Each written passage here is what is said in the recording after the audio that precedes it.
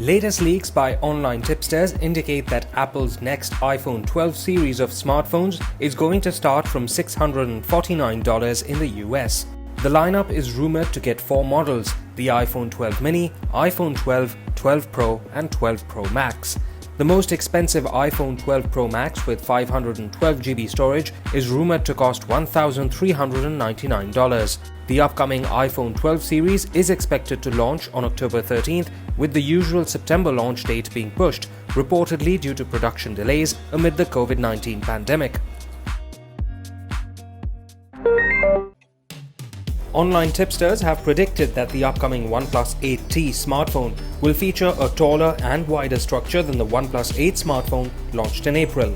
Reports say that despite the smartphone featuring the same 6.55-inch screen size as the current series, it will be closer to the OnePlus 8 Pro in terms of thickness. OnePlus has previously confirmed that the next generation 8T smartphone will launch on October 14th and features a 6.55-inch Fluid AMOLED 120Hz display along with a 4500 mAh battery that supports 65-watt fast charging. New features added to Instagram have reportedly begun rolling out to users a few days after being announced by the Facebook-owned platform. The highlight feature is cross-app communication that integrates Facebook's Messenger messaging service into Instagram direct messages. Users can now also watch content on Facebook Watch, IGTV and Reels together while on a video call through the app. Other notable mentions include disappearing messages, color gradients for chats, and the ability to reply to a specific message while chatting.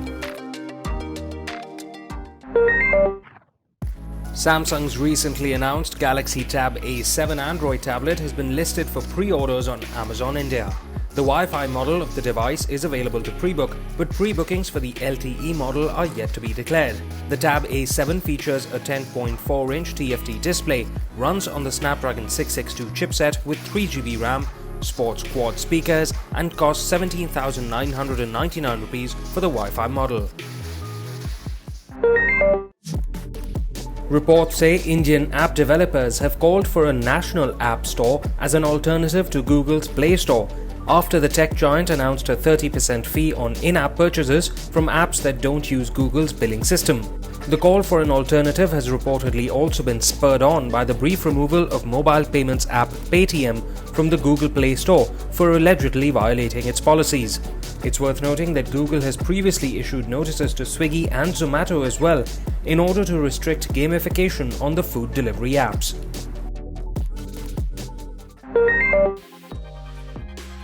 According to a report from Omdia, South Korea has retained its lead when it comes to delivering 5G networks to its citizens. The analysis indicates that Switzerland is now in second in terms of 5G progress, having overtaken Kuwait. Omdia has noted that device availability has been limited and South Korea leads 5G adoption with 5.88 million 5G-enabled devices being used in the country. It's worth noting that India ranks 20th on the list behind Singapore, but ahead of Brazil and Indonesia.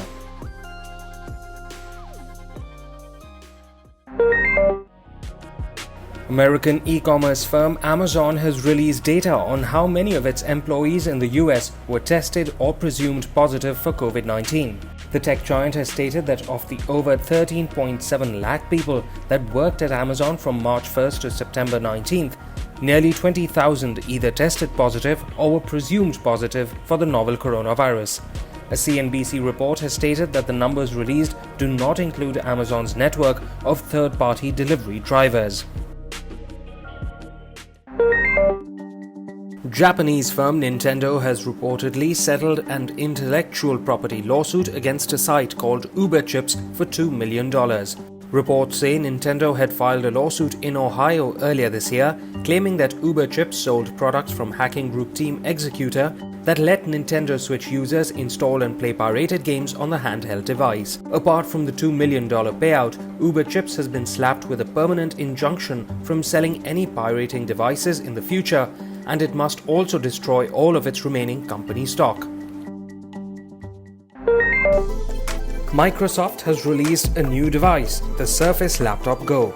A more affordable version of the Surface laptop, it features a 12.4-inch 3x2 touchscreen display and runs on up to a 10th generation Intel Core i5 processor. The Surface Laptop Go can be bought with either 4GB or 8GB LPDDR4X RAM and either 64GB eMMC storage or up to 256GB SSD storage.